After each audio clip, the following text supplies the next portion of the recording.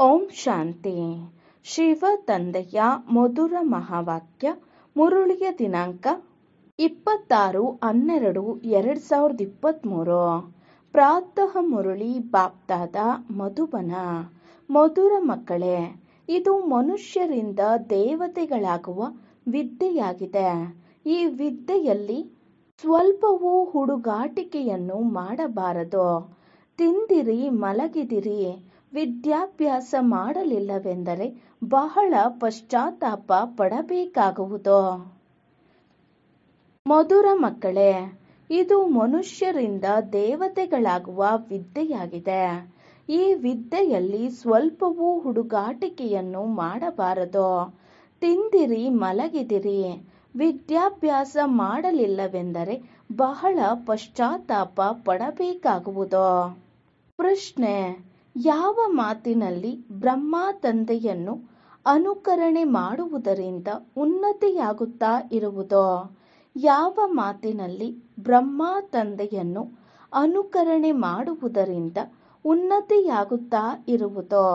ಉತ್ತರ: ಹೇಗೆ ಬ್ರಹ್ಮ ತಂದೆಯು ತಮ್ಮದೆಲ್ಲವನ್ನು ಆಹುತಿ ಮಾಡಿಬಿಟ್ಟರೋ, ಅಂದರೆ ಸರ್ವಸ್ವವನ್ನು ಅರ್ಪಣೆ ಮಾಡಿದರೋ, ಹಾಗೆಯೇ ತಂದೆಯನ್ನು ಅನುಕರಣೆ ಮಾಡಿ.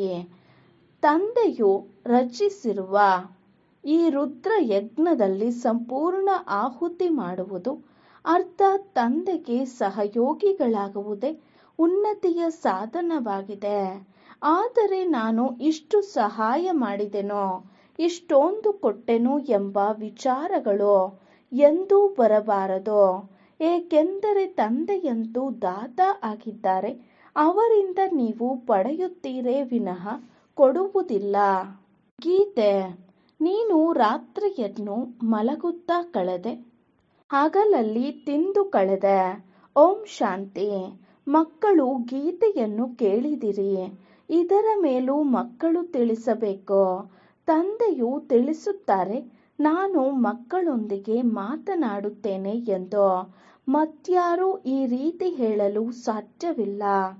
ಸಾಧು ಸಂತ ಮಹಾತ್ಮರಂತೂ ಅನೇಕರಿದ್ದಾರೆ. ಕೆಲವರು ಹೇಳುತ್ತಾರೆ, ಇವರಲ್ಲಿ ಶಕ್ತಿ ಇದೆ, ಆದರೆ ಇವರಂತೂ ಎಲ್ಲರ ತಂದೆ, ಅವರೇ ಕುಳಿತು ತಿಳಿಸುತ್ತಾರೆ. ಅನೇಕ ಮಕ್ಕಳು ಇಡೀ ದಿನ ಕೇವಲ ತಿನ್ನುತ್ತಾ, ಕುಡಿಯುತ್ತಾ, ಮಲಗುತ್ತಾ ಸಮಯವನ್ನು ಕಳೆಯುತ್ತಾರೆ. ಮಾಯೆಯು ಬಹಳ ಹುಡುಗಾಟಿಕೆ ಮಾಡಿಸುತ್ತದೆ. ಕುಂಭಕರ್ಣನ ನಿದ್ರೆಯಲ್ಲಿ ಮಾಯೆಯು ಮಲಗಿಸಿಬಿಟ್ಟಿದೆ. ಈಗ ಜಾಗೃತರನ್ನಾಗಿ ಮಾಡುವ ತಂದೆಯೂ ಬಂದಿದ್ದಾರೆ. ಅಜ್ಞಾನ ನಿದ್ರೆಯಿಂದ ಎದ್ದೇಳಿ. ಇಡೀ ಸೃಷ್ಟಿಯು, ಅದರಲ್ಲಿಯೂ ವಿಶೇಷವಾಗಿ ಭಾರತದಲ್ಲಿ ಅಜ್ಞಾನವೇ ಅಜ್ಞಾನವಿದೆ. ಆದ್ದರಿಂದ ತಂದೆಯು ತಿಳಿಸುತ್ತಾರೆ, ಮಕ್ಕಳೇ, ಈ ಹುಡುಗಾಟಿಕೆ ಮಾಡುತ್ತೀರೆಂದರೆ ಬಹಳ ಬಹಳ ಪಶ್ಚಾತ್ತಾಪ ಪಡಬೇಕಾಗುವುದು. ಪಶ್ಚಾತ್ತಾಪದಿಂದಂತೂ ಏನೂ ಪ್ರಯೋಜನವಿಲ್ಲ. ಇಲ್ಲಿ ಈ ವಿದ್ಯೆಯು ಮನುಷ್ಯರಿಂದ ದೇವತೆಗಳನ್ನಾಗಿ ಮಾಡುವುದಾಗಿದೆ. ಈ ರೀತಿ ಬೇರೆ ಯಾರೂ ತಿಳಿಸಲು ಸಾಧ್ಯವಿಲ್ಲ. ಇಲ್ಲಿಯೂ ಅದೇ ಜ್ಞಾನವೆಂದು ಹೇಳಬಾರದು. ಈ ವಿದ್ಯೆಯೇ ಹೊಸದಾಗಿದೆ. ಆದಿ ಸನಾತನ ದೇವಿ ದೇವತಾ ಧರ್ಮದ ಸ್ಥಾಪನೆಯಾಗುತ್ತದೆ. ಹಾಗೆ ನೋಡಿದರೆ ಇಲ್ಲಿಯೂ ದೇವಿಯರೆಂದು ಅನೇಕರಿಗೆ ಹೇಳುತ್ತಾರೆ. ಸ್ತ್ರೀ ದೇವಿಯಾದರೆ ಪುರುಷ ದೇವತೆಯಾದರು. ಆದರೆ ನಾವಂತೂ ಸತ್ಯಯುಗದಲ್ಲಿ ದೇವಿ ದೇವತಾ ಪದವಿಯನ್ನು ಪಡೆಯುವ ಪುರುಷಾರ್ಥ ಮಾಡುತ್ತಿದ್ದೇವೆ. ಅಂದ ಮೇಲೆ ಅವಶ್ಯಕವಾಗಿ ಸತ್ಯಯುಗವನ್ನು ಸ್ಥಾಪನೆ ಮಾಡುವ ತಂದೆಯೇ ಪ್ರಾಪ್ತಿ ಮಾಡಿಸುತ್ತಾರೆ. ಎಲ್ಲ ಸತ್ಸಂಗಗಳಿಗಿಂತ ಇಲ್ಲಿನ ಮಾತುಗಳು ಭಿನ್ನವಾಗಿವೆ. ಯಾರು ಈಶ್ವರನನ್ನು ಸರ್ವವ್ಯಾಪಿ ಎಂದು ಹೇಳುತ್ತಾರೆ, ಅನೇಕ ಅವತಾರಗಳೆಂದು ತಿಳಿಸುತ್ತಾರೆಯೋ ಅವರನ್ನು ಕೇಳಿ. ಒಂದು ವೇಳೆ ಈಶ್ವರನು ಸರ್ವವ್ಯಾಪಿ ಆಗಿದ್ದಾರೆ ಎಂದರೆ ಅವತಾರವೆಂದು ಹೇಳುವವರೂ ಸಹ ಅವಶ್ಯಕವಾಗಿ ಈಶ್ವರನ ಅವತಾರವಾಗಿರುತ್ತಾರೆ. ಅಂದ ಮೇಲೆ ರಚನೆಯ ಆದಿ ಮಧ್ಯ ಅಂತ್ಯದ ರಹಸ್ಯವನ್ನು ತಿಳಿಸಿ. ಹೀಗೆ ಕೇಳಿದಾಗ ಅವರು ಏನೂ ಹೇಳಲು ಸಾಧ್ಯವಿಲ್ಲ. ಭಿನ್ನ ಭಿನ್ನ ಪ್ರಕಾರದ ಮನುಷ್ಯರಿರುತ್ತಾರೆ. ರಿದ್ಧಿ ಸಿದ್ಧಿಯವರೂ ಇರುತ್ತಾರೆ. ಹೊಸ ಆತ್ಮವು ಬಂದಾಗ ಅದು ತನ್ನ ಶಕ್ತಿಯನ್ನು ತೋರಿಸುತ್ತದೆ. ಧರ್ಮ ಸ್ಥಾಪನೆ ಮಾಡಲು ಹೊಸ ಆತ್ಮವು ಪ್ರವೇಶ ಮಾಡುತ್ತದೆ ಎಂದರೆ ಅವರ ಹೆಸರು ಪ್ರಸಿದ್ಧವಾಗಿ ಬಿಡುತ್ತದೆ. ಇಲ್ಲಿ ಶಕ್ತಿಯ ಮಾತಿಲ್ಲ. ಶಿವ ತಂದೆಯೇ, ನಾವು ತಮ್ಮಿಂದ ಸ್ವರ್ಗದ ಆಸ್ತಿಯನ್ನು ಪಡೆಯಲು ಬಂದಿದ್ದೇವೆ ಎಂದು ನೀವು ಹೇಳುತ್ತೀರಿ. ಇದಕ್ಕೆ ಈಶ್ವರೀಯ ಜನ್ಮಸಿದ್ಧ ಅಧಿಕಾರವೆಂದು ಹೇಳಲಾಗುತ್ತದೆ. ನೀವು ಈಶ್ವರೀಯ ಸಂತಾನರಾಗಿದ್ದೀರಿ.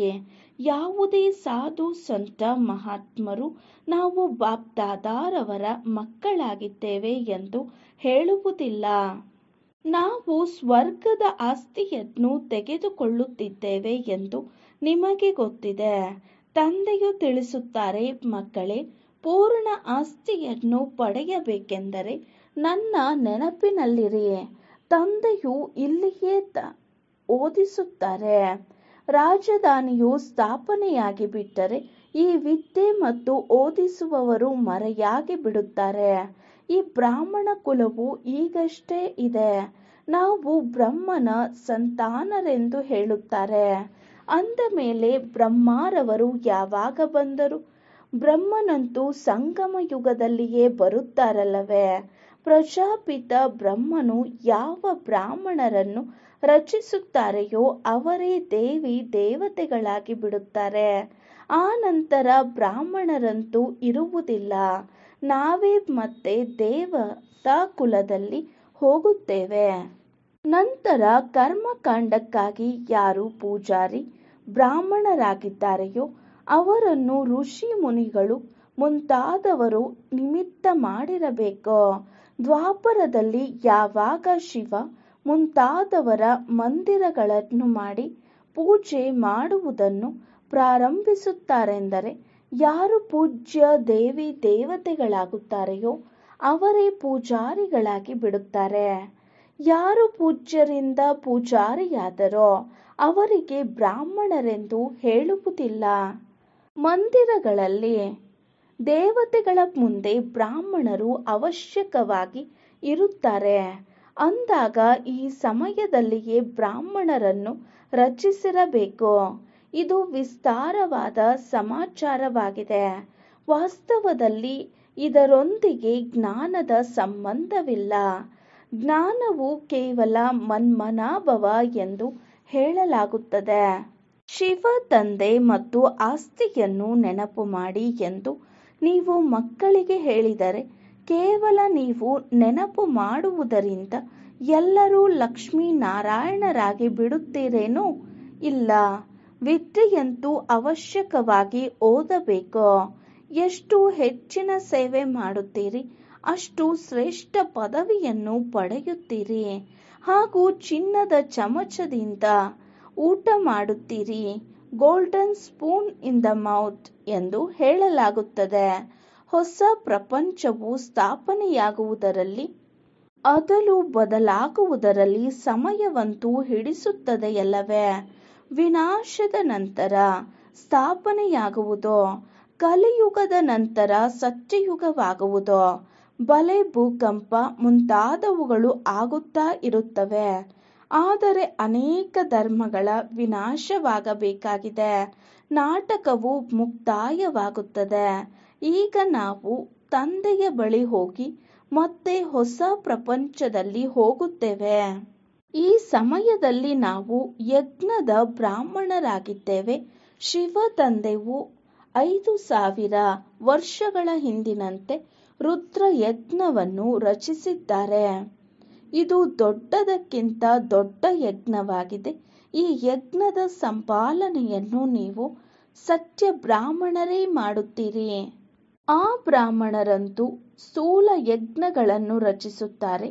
ಯಾವುದೇ ಆಪತ್ತುಗಳು ಬರುವಂತಿದ್ದರೆ ಯಜ್ಞವನ್ನು ರಚಿಸುತ್ತಾರೆ.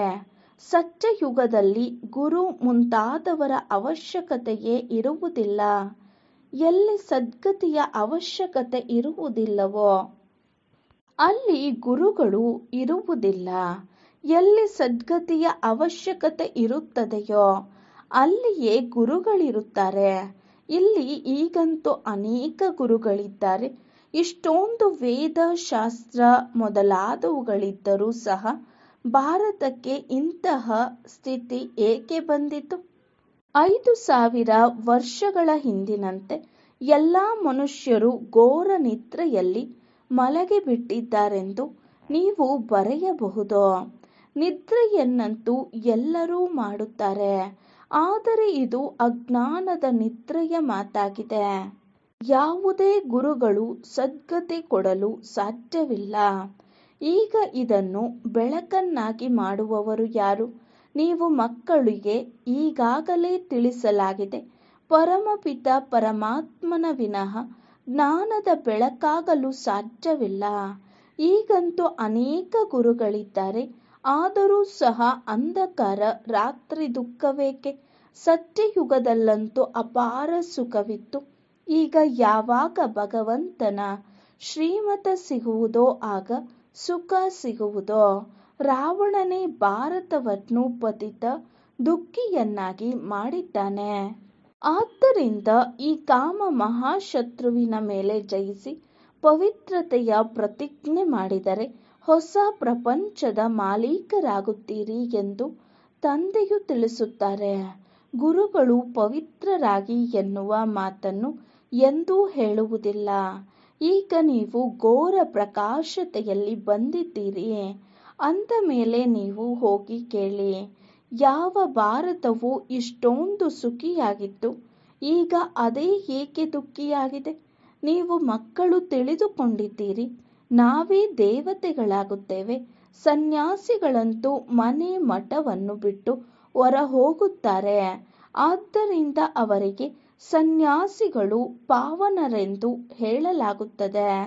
ನಾವು ಪಾವನರಾಗಲು ಪುರುಷಾರ್ಥ ಮಾಡುತ್ತಿದ್ದೇವೆ ಎಂದು ಅವರು ಹೇಳುವುದಿಲ್ಲ. ನಿಮ್ಮ ಮಾತೇ ಭಿನ್ನವಾಗಿದೆ. ಎಲ್ಲ ಸನ್ಯಾಸಿಗಳು ಪವಿತ್ರರಾಗಿರುತ್ತಾರೆ ಎಂದು ತಿಳಿಯಬೇಡಿ. ಎಲ್ಲಿಯವರೆಗೂ ಸ್ಥಿತಿಯು ಶಕ್ತಿಶಾಲಿಯಾಗಿರುವುದಿಲ್ಲವೋ ಅಲ್ಲಿಯವರೆಗೂ ಬುದ್ಧಿಯೋಗವು ಮಿತ್ರ ಸಂಬಂಧಿಗಳ ಕಡೆ ಹೋಗುತ್ತಿರುತ್ತದೆ. ದೇಹ ಸಹಿತವಾಗಿ ದೇಹದ ಸರ್ವ ಸಂಬಂಧಗಳನ್ನು ಮರೆಯಿರಿ ಎಂದು ಹೇಳಲಾಗುತ್ತದೆ. ಅಂದಾಗ ಎಷ್ಟೊಂದು ಪರಿಶ್ರಮ ಹಿಡಿಸುತ್ತದೆ. ನೀವು ಸನ್ಯಾಸತ್ವವನ್ನು ಯಾವಾಗ ಮಾಡಿದಿರಿ? ಲೌಕಿಕ ಹೆಸರೇನು ಎಂದು ಅವರನ್ನು ಕೇಳಿದರೆ ಈ ಮಾತುಗಳನ್ನು ಕೇಳಬೇಡಿ, ಸ್ಮೃತಿಯನ್ನೇಕೆ ತರಿಸುತ್ತೀರಿ ಎನ್ನುತ್ತಾರೆ. ಕೆಲವರು ತಿಳಿಸಲೂಬಹುದು. ಆದ್ದರಿಂದ ಅವರನ್ನು ಕೇಳಿ, ನೀವು ಶೀಘ್ರವಾಗಿಯೇ ಎಲ್ಲರನ್ನೂ ಮರೆತು ಬಿಟ್ಟಿರಾ ಅಥವಾ ನೆನಪು ಬರುತ್ತಿದೆಯೇ? ಆದ್ದರಿಂದ ನೀವು ಯಾರಾಗಿದ್ದೀರಿ? ಹೇಗೆ ಗೃಹಸ್ಥವನ್ನು ಬಿಟ್ಟಿರಿ? ಒಬ್ಬರೇ ಇದ್ದೀರಾ ಅಥವಾ ಮಕ್ಕಳೂ ಸಹ ಇದ್ದಾರೆಯೇ? ಮತ್ತು ನಿಮಗೆ ಅವರ ನೆನಪು ಬರುತ್ತಿದೆಯೇ ಎಂಬುದೆಲ್ಲವೂ ತಿಳಿಯುತ್ತದೆ. ಅವರೂ ಸಹ ತಿಳಿಸುತ್ತಾರೆ, ಹೌದು, ಬಹಳಷ್ಟು ಸಮಯ ಗೃಹಸ್ಥವು ನೆನಪಿಗೆ ಬರುತ್ತಿತ್ತು. ಪರಿಶ್ರಮದಿಂದಲೇ ಅವರ ನೆನಪು ದೂರವಾಗುತ್ತದೆ. ತಮ್ಮ ಜೀವನದ ನೆನಪಂತೂ ಬರುತ್ತದೆ. ಭಲೆ ನಾವು ಶಿವ ತಂದೆಯನ್ನು ನೆನಪು ಮಾಡುತ್ತೇವೆ, ಆದರೆ ನಮ್ಮ ಜೀವನ ಇಲ್ಲವೇ ಶಾಸ್ತ್ರ ಮೊದಲಾದ ಯಾವುದೆಲ್ಲ ಓದಿದ್ದೇವೋ ಅದನ್ನು ಮರೆಯುತ್ತೇವೆಯೇ? ಕೇವಲ ತಿಳಿಸುತ್ತಾರೆ, ಜೀವಿಸಿದ್ದಂತೆಯೇ ಮರೆತು ಹೋಗಿ. ಇದನ್ನು ಧಾರಣೆ ಮಾಡಿ ದೇಹಧಾರಿಗಳನ್ನು ನೆನಪು ಮಾಡುತ್ತೀರೆಂದರೆ ಸಿಕ್ಕಿ ಹಾಕಿಕೊಳ್ಳುತ್ತೀರಿ.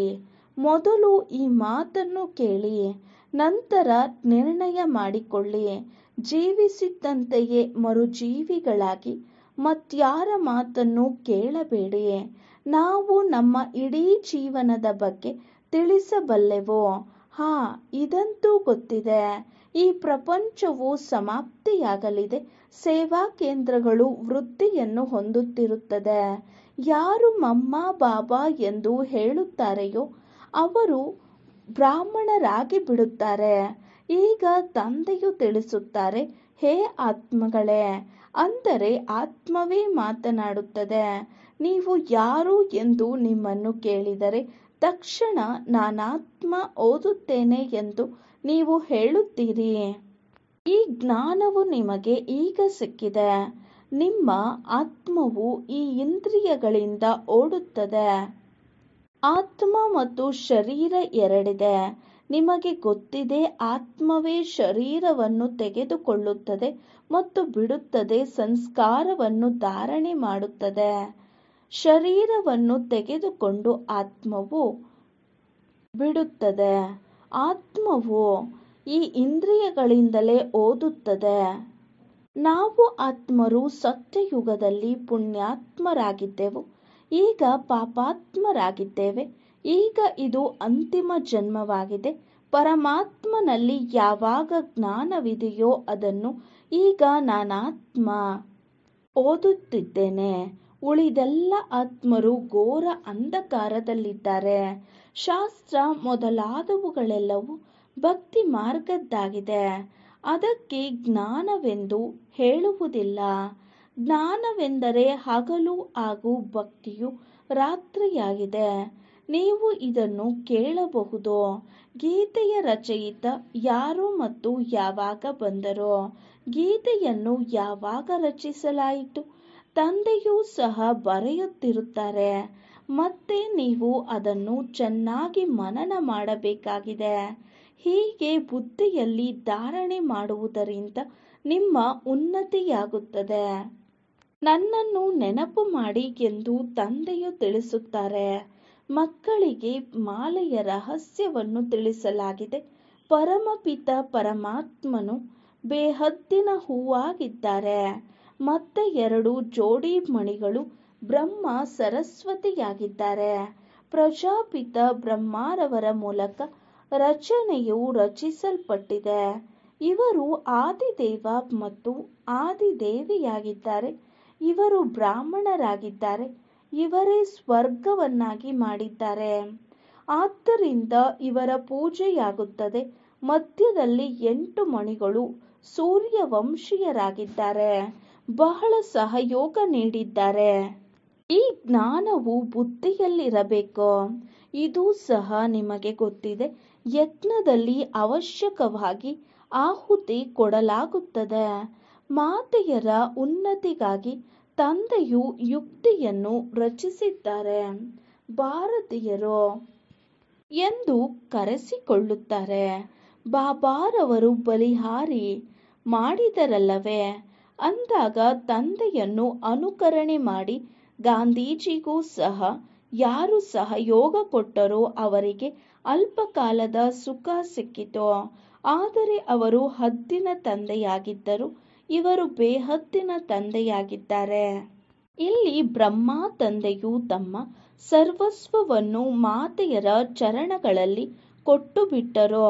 ಆದ್ದರಿಂದ ಅವರು ಮೊದಲನೇ ನಂಬರಿನಲ್ಲಿ ಹೋದರು. ಹಾಗೆಯೇ ನೀವು ಮಕ್ಕಳೂ ಸಹ ಪುರುಷಾರ್ಥ ಮಾಡಬೇಕು. ಯಾರು ಸಹಯೋಗ ನೀಡುತ್ತೀರೋ ಅವರೇ ಸ್ವರ್ಗದ ಮಾಲೀಕರಾಗುತ್ತೀರಿ. ನಾವು ಶಿವ ತಂದೆಗೆ ಸಹಯೋಗ ಕೊಡುತ್ತೇವೆ ಎಂದು ತಿಳಿಯಬೇಡಿ. ಇಲ್ಲ, ಶಿವ ತಂದೆಯೇ ನಿಮಗೆ ಸಹಯೋಗ ನೀಡುತ್ತಾರೆ. ಅವರಂತೂ ದಾತನಾಗಿದ್ದಾರೆ. ನೀವು ಏನೆಲ್ಲವನ್ನು ಮಾಡುತ್ತೀರೋ ತಮಗೋಸ್ಕರ ಮಾಡುತ್ತೀರಿ. ನೆನಪಿನಲ್ಲಿ ಇರುತ್ತೀರಿ ಎಂದರೆ ವಿಕರ್ಮಗಳು ವಿನಾಶವಾಗುತ್ತವೆ. ಸ್ವರ್ಗವನ್ನು ನೆನಪು ಮಾಡಿದರೆ ಸ್ವರ್ಗದಲ್ಲಿ ಹೋಗುತ್ತೀರಿ. ಸ್ವಯಂ ತಂದೆಯೇ ತಿಳಿಸುತ್ತಾರೆ, ಮನ್ಮನಾಭವ. ಇಲ್ಲವೆಂದರೆ ಶ್ರೇಷ್ಠ ಪದವಿಯು ಹೇಗೆ ಸಿಗುತ್ತದೆ? ಇದನ್ನು ಎಣಿಕೆ ಮಾಡುವುದು ನಿಮ್ಮ ಕೆಲಸವಾಗಿದೆ. ನಾನು ಕೊಡುತ್ತೇನೆ ಎಂದು ಯಾರೂ ತಿಳಿಯಬೇಡಿ. ಇದು ಶಿವ ತಂದೆಯ ಯಜ್ಞವಾಗಿದೆ. ಅಂದ ಮೇಲೆ ನಡೆಯುತ್ತದೆ, ನಡೆಯುತ್ತಲೇ ಇರುತ್ತದೆ. ನೀವು ಸತ್ಯ ಬ್ರಾಹ್ಮಣರ ಹೃದಯದಲ್ಲಿದೆ. ನಾವು ಕೇವಲ ಭಾರತದಲ್ಲಷ್ಟೇ ಅಲ್ಲ, ಸಂಪೂರ್ಣ ವಿಶ್ವದಲ್ಲಿ ತಂದೆಯ ಸಹಯೋಗದಿಂದ ನಮ್ಮ ರಾಜ್ಯವನ್ನು ಸ್ಥಾಪನೆ ಮಾಡುತ್ತಿದ್ದೇವೆ. ನಾವು ಮತ್ತೆ ಪವಿತ್ರರಾಗಿ ಭಾರತವನ್ನು ಸ್ವರ್ಗವನ್ನಾಗಿ ಮಾಡಿ ರಾಜ್ಯ ಮಾಡುತ್ತೇವೆ. ಶಿವ ತಂದೆಯ ಮತದನುಸಾರ ನಡೆಯುವುದರಿಂದ ಭಾರತವು ಸ್ವರ್ಗವಾಗಿ ಬಿಡುತ್ತದೆ.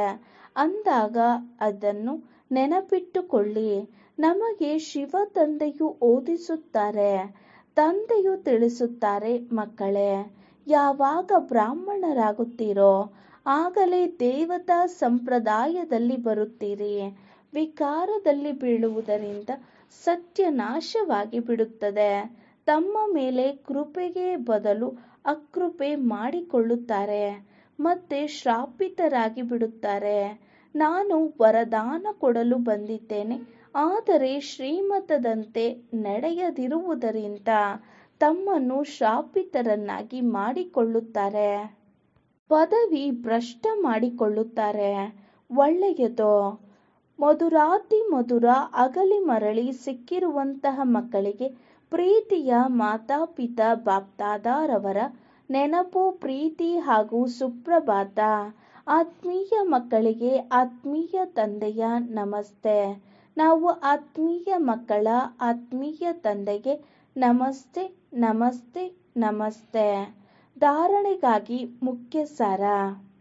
ಫಸ್ಟ್ ಪಾಯಿಂಟ್, ಬುದ್ಧಿಯಿಂದ ಎಲ್ಲವನ್ನು ಮರೆಯುವುದಕ್ಕಾಗಿ ಜೀವಿಸಿದ್ದಂತೆಯೇ ಸಾಯಬೇಕಾಗಿದೆ. ಒಬ್ಬ ತಂದೆಯ ಮಾತುಗಳನ್ನು ಕೇಳಬೇಕಾಗಿದೆ. ತಮ್ಮ ಉನ್ನತಿಗಾಗಿ ಪೂರ್ಣ ಬಲಿಹಾರಿಯಾಗಬೇಕಾಗಿದೆ.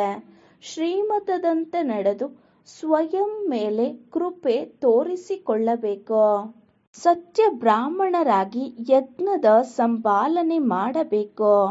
ವಿದ್ಯೆಯನ್ನು ಚೆನ್ನಾಗಿ ಓದಿ ಶ್ರೇಷ್ಠ ಪದವಿಯನ್ನು ಪಡೆಯಬೇಕಾಗಿದೆ. ವರದಾನ, ಸೇವೆಯನ್ನು ತಂದೆಯ ಮುಂದೆ ಬುದ್ಧಿಯಿಂದ ಅರ್ಪಣೆ ಮಾಡಿ ಸ್ವಯಂ ನಿಶ್ಚಿಂತರಾಗಿರುವಂತಹ ಸಫಲತಾ ಸ್ವರೂಪರಾಗಿ. ಸೇವೆಯನ್ನು ತಂದೆಯ ಮುಂದೆ ಬುದ್ಧಿಯಿಂದ ಅರ್ಪಣೆ ಮಾಡಿ ನಿಶ್ಚಿಂತರಾಗಿರುವಂತಹ ಸಫಲತಾ ಸ್ವರೂಪರಾಗಿ. ವಿವರಣೆ, ಯಾವುದೇ ಎಂತಹದೇ ಕಷ್ಟದ ಸೇವೆ ಇರಲಿ, ಆದರೆ ಆ ಸೇವೆಯನ್ನು ತಂದೆಯ ಬುದ್ಧಿಯಿಂದ ಅರ್ಪಣೆ ಮಾಡಿಬಿಡಿ. ನಾನು ಮಾಡಿದೆನು, ಸಫಲತೆ ಸಿಗಲಿಲ್ಲ, ಈ ನನ್ನತನವನ್ನು ಜೋಡಿಸಬೇಡಿ. ತಂದೆಯ ಸೇವೆಯಾಗಿದೆ, ತಂದೆಯು ಅವಶ್ಯಕವಾಗಿ ಮಾಡುವರು. ತಂದೆಯ ಮುಂದೆ ಇಡಿ, ಆಗ ಸದಾ ನಿಶ್ಚಿಂತರಾಗಿರುವಿರಿ ಮತ್ತು ಸಫಲತೆಯೂ ಸಿಗುವುದು.